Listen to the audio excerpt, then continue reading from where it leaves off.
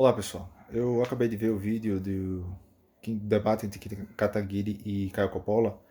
Eu admito que eu não gostei. Não gostei por diversos motivos.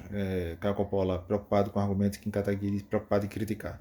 São dois universos que realmente não se conversam. Eu acho que foi interessante para você ver como, vamos dizer assim, o MBL e a direita não vou dizer nem direita, a antiga direita que hoje se virou contra Bolsonaro, ela consegue entrar no seu universo particular de críticas e ela não sai mais disso. Realmente não tem como, porque é uma questão de visão de mundo. Ele passa a ver exatamente aquilo que ele quer ver. Então, um dos argumentos que eu achei bem interessante, primeiro, eu achei que todo tipo de articulação, no começo o MBL dizia que Bolsonaro não articulava, inclusive ele no debate ele criticou algo dizendo que logo no começo ele criticou uma ação do governo Bolsonaro no começo, quando ele não articulava, que ele errou, e para depois dizer que ele estava distribuindo, ele estava errado com isso. Ou seja, como eu disse, eu tenho um vídeo muito antigo dizendo o que é articular, que ninguém definiu, o próprio Kim Kataguiri não definiu o que era articular, e assim, eu mantenho essa pergunta, eu quero articular para ele, agora que parece, aparentemente, o governo Bolsonaro consegue, não entregando os principais ministérios ou entregando as partes mais importantes do Brasil,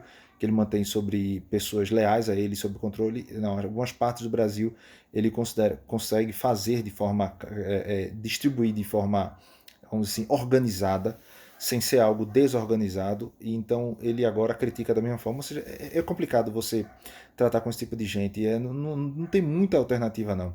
Mas um argumento que eu achei que saltou meus olhos era o argumento do, digamos assim, daquela ação que significaria o apoio dele. Na verdade, o apoio dele já teria sido, acho que com 3, 4 meses ele já não apoiava mais Bolsonaro. E então, com 3, 4 meses ele já dizia que ele era mentiroso, que ele era não sei o quê, e assim por diante. Ou seja, e aí no debate ele listou diversos ações do governo Bolsonaro, que ele, se essas ações tivessem sido diferentes, ele teria sido. Na verdade, não é isso. A verdade é o seguinte: ele elenca as ações, é de trás para frente, ele elenca as ações do governo Bolsonaro, ou não teve sucesso, ou teve que fazer concessão, ou teve que fazer algo que não foi, ou às vezes até errou.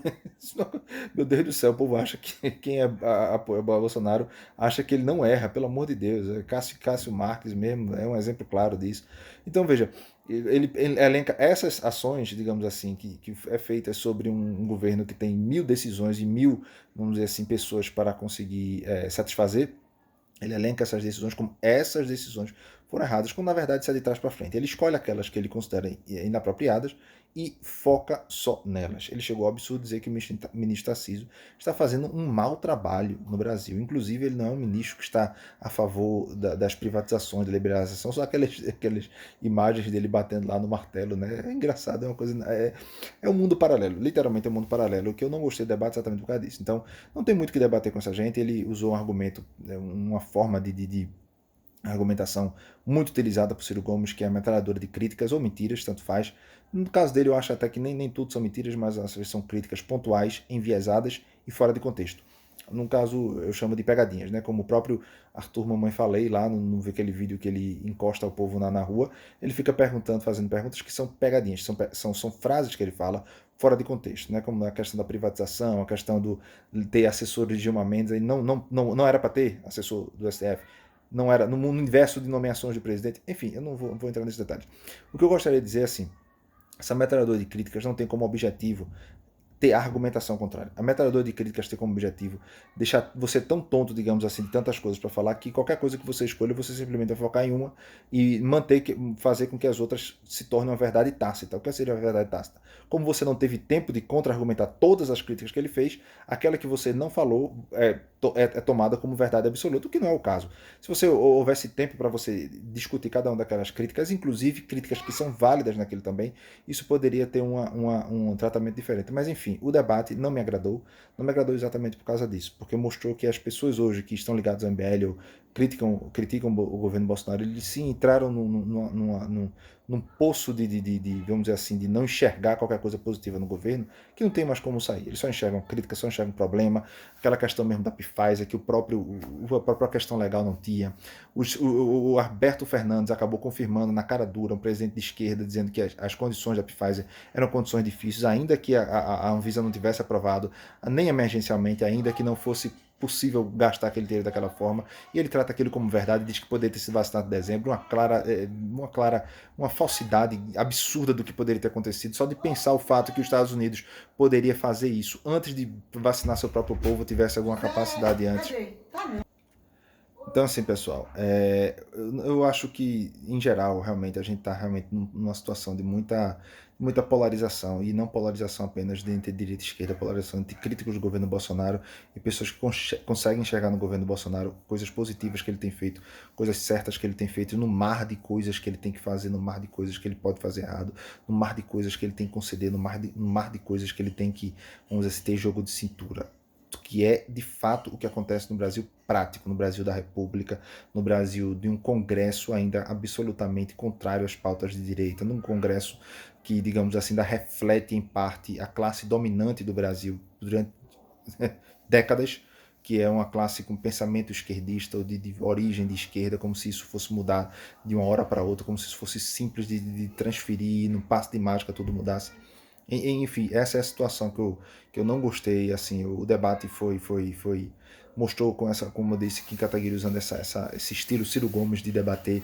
É um estilo que não leva a canto nenhum, que não avança o debate, porque assim, se você diz 10 coisas em 30 segundos, como é que você vai debater, como você vai refutar uma por uma, ou então como você vai dizer que não, aquela foi uma concessão X, aquela foi um erro Y e assim por diante. Não, e aí ele utiliza muito daquela crítica do ponto fundamental, né? A crítica do ponto fundamental é aquele ponto fundamental, aqueles 5 pontos fundamentais, eles são importantíssimos, são os mais importantes para o governo Bolsonaro fazer, mas como ele não fez, então é por isso que eu critico o governo Bolsonaro, quando na verdade ele traz para frente. Ele já tinha decidido muito antes disso que ia criticar o governo Bolsonaro, já estava falando mal dele, desde aquele na questão do porte de armas, acho que no primeiro ou segundo mês do governo Bolsonaro, as pessoas do MBL já estavam criticando, então ali em diante, ele, qualquer ponto negativo que não fosse de acordo com aquele que ele faz. E eu acho engraçado isso, porque quando a pessoa faz críticas, por exemplo, quando ele fez a privatização não a privatização, mas aquela forma que foi a privatização da Eletrobras, ele presume que, dizendo, não sendo, o que mais é chato são dois argumentos, não sendo da forma como eu disse, ainda assim seria aceito pelo Congresso. Isso é uma opinião. Ponto 1. Ele não sabe dizer. E depois as críticas que ele faz, por exemplo, da PGR, ele diz: a PGR é um engavetador da República. Na verdade, foi o Arthur Nomo que eu falei, ele reforçou dizendo que ele era um petista. E o Congresso não é investigado por causa disso. Presumindo que, isso é um outro argumento inacreditável que eles usam.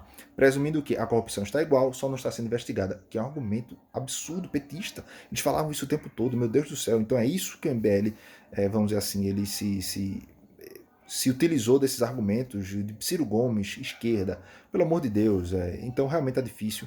Eu não vejo realmente como convencer essas pessoas, elas já estão no mundo dela particular e é isso aí, a gente tem que conviver com isso, reforçar o apoio ao governo Bolsonaro e mostrar que essas pessoas não só estão erradas na questão teórica, como estão erradas também na vida prática, mas eu acho que realmente mostrou-se como eles se afundam numa situação que realmente eu não vejo muito como alternativa. Enfim, o debate foi interessante, mas apenas deixou claro aquilo que eu já achava que estava de forma implícita, deixou explícito que realmente pessoas como ele, que os críticos ao governo Bolsonaro, aqueles que não estão, digamos assim, completamente alinhados à esquerda, eles estão se utilizando amplamente de argumento na esquerda e não adianta mais, eles não conseguem mais enxergar nada positivo no governo. É isso aí, pessoal. Valeu.